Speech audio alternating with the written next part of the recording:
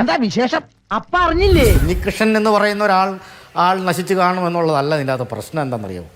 അതായത് ഇവർ ഉന്നയിച്ചിട്ടുള്ള പാർട്ടിക്കുള്ളിൽ നിന്നുകൊണ്ട് വഞ്ചനാപരമായ നിലപാട് സ്വീകരിച്ചുകൊണ്ട് പാർട്ടിക്കുള്ളിൽ നിന്നുകൊണ്ട് ഇവർ എടുത്ത നിലപാട് കമ്മിറ്റി മീറ്റിംഗിൽ ഈ പ്രശ്നം ഞാൻ ഉന്നയിക്കും.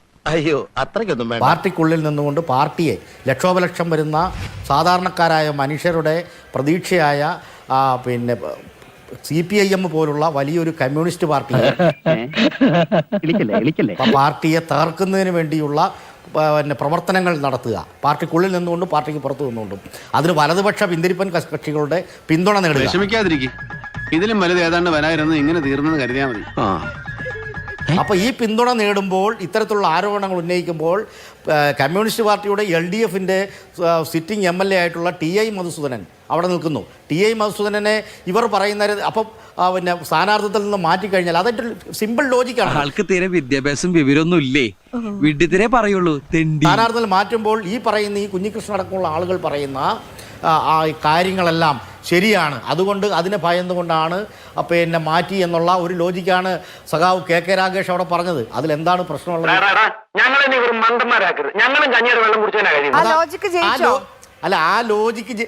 ആ ലോജിക്ക് ജയിച്ചില്ല.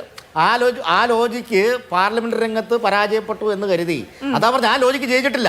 കുറ്റസമ്മതം നടത്തി അല്ലേ? ഈ കുഞ്ഞികൃഷ്ണനാണ് ശരിയെന്നുള്ളതല്ല അതിൻ്റെ കാര്യം. ഒരു പാർലമെൻ്ററി തെരഞ്ഞെടുപ്പ് രംഗത്ത് പിന്നെ വർഗശത്രുക്കളോടൊപ്പവും വലതുപക്ഷ ശക്തികളോടൊപ്പം കൂട്ടുകൂടി നിന്നുകൊണ്ട് UDFന്റെ സ്വതന്ത്ര സ്ഥാനാർത്ഥിയായി ജയിച്ച ആളാണ് ശരിയെന്നെങ്ങനെയാണ് നിങ്ങൾക്ക് പറയാൻ കഴിയുക? അപ്പോൾ ഇത്തരത്തിലുള്ള ഏകോപനത്തിൻ്റെ ഭാഗമായി പാർട്ടിക്കുള്ളിൽ നിന്ന് ഒരു ശക്തി, വഞ്ചനാപരമായ ഒരു ശക്തി പാർട്ടിക്ക് നന്നാക്കുന്നതിന് പകരം പാർട്ടിയെ നശിപ്പിക്കുന്നതിൻ്റെ ഭാഗമായി രംഗത്തിറങ്ങി. 1,00,000 രൂപ തരാന്ന് പറഞ്ഞാലും ഇമാതിരി നാണം കെട്ട വർത്താനം പറയാൻ രംഗത്തിറങ്ങിക്കൊണ്ട് മുന്നോട്ട് വരുമ്പോൾ വലതുപക്ഷ ശക്തികൾ സ്വാഭാവികമായിട്ട് ഏകീകരിക്കപ്പെടുമല്ലോ. സ്വാഭാവികമായിട്ട് അത്തരം കാര്യങ്ങളാണ് ഇവിടെ നടന്നിട്ടുള്ളത്. എന്താ സംശയിക്കുന്നത്? ഏതാ നിന്റെ രാജ്യം? കോഴിക്കോട് കുതിരവട്ടമല്ലല്ലോ. ഈ കുഞ്ഞികൃഷ്ണൻ MLA പറയുന്നൊരു കാര്യമുണ്ടല്ലോ, ഇപ്പം ചിരിക്കാൻ സാധിച്ചില്ല. ഇപ്പോൾ അപ്പോൾ KK രാഗേഷ് പറയുന്ന ഒരു വിഷയമായിട്ട് ബന്ധപ്പെട്ടിട്ട് അദ്ദേഹം പറഞ്ഞ മറുപടിയാണ്, ഞാനത് കേട്ടു. അപ്പോൾ ചിരിക്കാൻ സാധിക്കുന്നില്ല, ഇപ്പോൾ നന്നായിട്ട് ചിരിക്കാൻ സാധിക്കുന്നുണ്ടെന്നാണ് പറഞ്ഞത്. അതിന്റെ അർത്ഥം എന്താ? ഞാൻ എന്താ അപരാധം ചെയ്തിട്ടാ നിങ്ങൾ എന്നെ ഇങ്ങനെ ക്രൂശിക്കുന്നത്? കഴിഞ്ഞ 6 മാസമായി ഞാൻ ഈ തേജോവധം അനുഭവിച്ചുകൊണ്ടിരിക്കുക. വിമർശനവും സ്വയം വിമർശനവും എന്ന് പറയുന്നത് സംഘടനാ തത്വത്തിന്റെ പ്രവർത്തിക്കുന്ന ഒരു കമ്മ്യൂണിസ്റ്റ് അല്ല കമ്മ്യൂണിസ്റ്റ് അല്ല, ഞാൻ പറഞ്ഞു വരട്ടെ. കമ്മ്യൂണിസ്റ്റ് പാർട്ടിയുടെ പ്രധാനപ്പെട്ട ഒരു രീതിയാണ്, പ്രവർത്തന രീതിയാണ് വിമർശനവും സ്വയം വിമർശനവും. അദ്ദേഹം ഇനി കമ്മ്യൂണിസ്റ്റുകാരനാണെന്ന് പറഞ്ഞ് ഇടതുപക്ഷത്തെ നന്നാക്കാൻ വേണ്ടിയാണ് ഇതെല്ലാം ചെയ്തതെന്ന് ഇനി പറയരുത്. അത് വിമർശനവും സ്വയം വിമർശനത്തിൽ നിന്നും ഇതിൽ നിന്ന് മാറിയപ്പോഴത്തേനും അദ്ദേഹത്തിന് ചിരിക്കാൻ സാധിക്കുന്നുണ്ട്. പയ്യന്നൂരിലെ ജനങ്ങളെ വിഡ്ഢിയാക്കുന്നു എന്നുള്ളതല്ല, ഇത് താൽക്കാലികമായ ഒരു പ്രതിഭാസമാണ്, താൽക്കാലികമായിട്ടുള്ള ഒരു പ്രതിഭാസം മാത്രമാണ്. വരാനുള്ളതൊന്നും വഴി തങ്ങില്ല. പാർട്ടിക്കുള്ളിൽ നിന്നുകൊണ്ട് വഞ്ചനാപരമായ ഒരു നിലപാട് സ്വീകരിച്ചുകൊണ്ട് ഈ പാർട്ടിയെ നശിപ്പിക്കുക, ലക്ഷോപലക്ഷം വരുന്ന മനുഷ്യരുടെ പാർട്ടിയെ, കമ്മ്യൂണിസ്റ്റ് പാർട്ടിയെ നശിപ്പിക്കുക എന്നാണ് ലക്ഷ്യം. ഒന്ന് നിർത്തണോ തന്റെ ഈ ഇവിടെ LDFന്റെ ഭരണം അവസാനിച്ചു. ഇപ്പോ ഭരിക്കുന്നത് UDF ആണ് എന്നുള്ള യാഥാർത്ഥ്യബോധം വേണ്ടത്ര അളവിൽ കണ്ണൂർ ജില്ലാ സെക്രട്ടറി ശ്രീ രാഗേഷിന് വന്നിട്ടില്ല.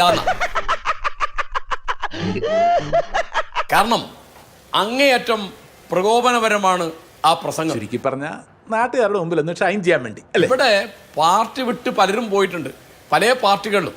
ഇപ്പോൾ കോൺഗ്രസ് പാർട്ടിയിൽ നിന്ന് വിട്ട് പ്രൊഫസർ KB തോമസ് പോയി, മുസ്ലിം ലീഗിൽ നിന്ന് വിട്ടിട്ട് ഡോക്ടർ KT ജലീൽ പോയി, BJP വിട്ടിട്ട് സന്ദീപ് വാര്യർ പോയി. ഞാൻ പറഞ്ഞതെല്ലാം മഹീന്ദ്രന് മനസ്സിലായല്ലോ അല്ലേ? അവർ പോയി വേറെ പാർട്ടി ചേർന്നു, അവർ പ്രവർത്തിക്കുന്നുണ്ട് അല്ലെ പ്രവർത്തിക്കുന്നില്ല, ജയിച്ചു അല്ലെ തോറ്റു, MLA അല്ലെ മന്ത്രിയായി, അത് ഒരാളുടെ സ്വാതന്ത്ര്യമാണ്.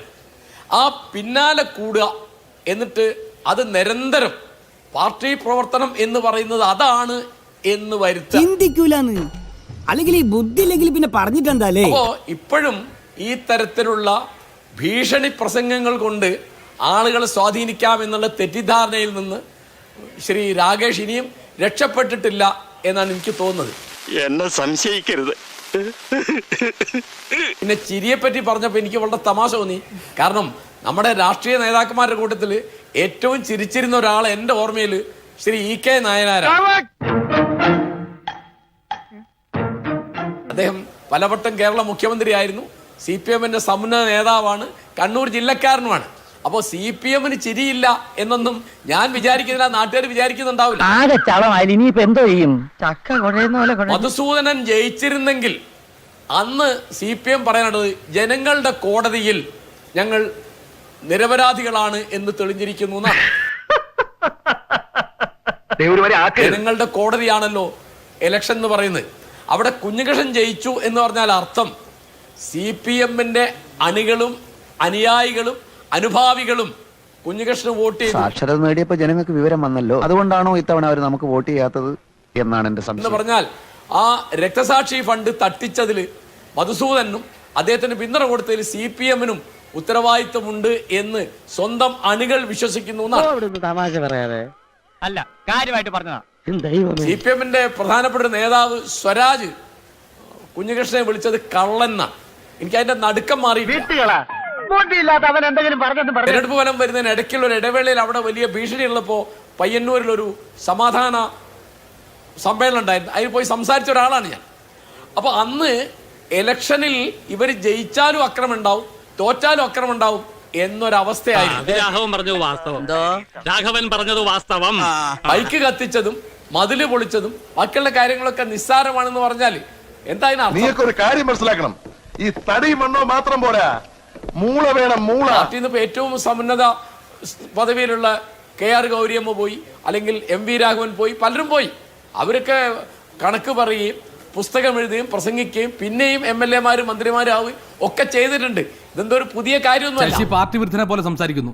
അല്ലെങ്കിലും സത്യം പറയുന്നവരെ പാർട്ടി വിരുദ്ധരാക്കുന്നതാണല്ലോ സഖാവേ നമ്മുടെ സ്ഥിര ഏർപ്പാട്. CPM-ൽ നിന്ന് വിട്ടുപോയാൽ പിന്നെ നിങ്ങൾക്ക് രക്ഷയില്ല എന്ന തരത്തിൽ ഭീഷണി അണികൾക്ക് നേരെ അണികൾക്ക് കൊടുക്കുന്ന ഒരു പാഠമാണ്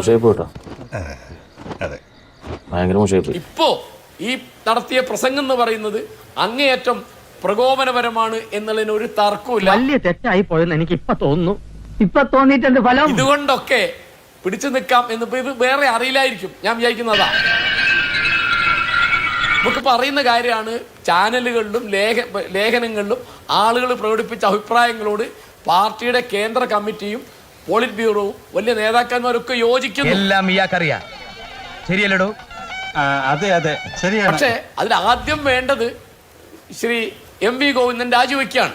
രണ്ടാമത് വേണ്ടത് ശ്രീ പിണറായി വിജയൻ രാജിവെക്കുകയാണ്. അങ്ങനെയാണ് തിരുത്തേണ്ടത്. നിങ്ങൾക്ക് മാത്രമല്ല എനിക്ക് നാണക്കേടാ.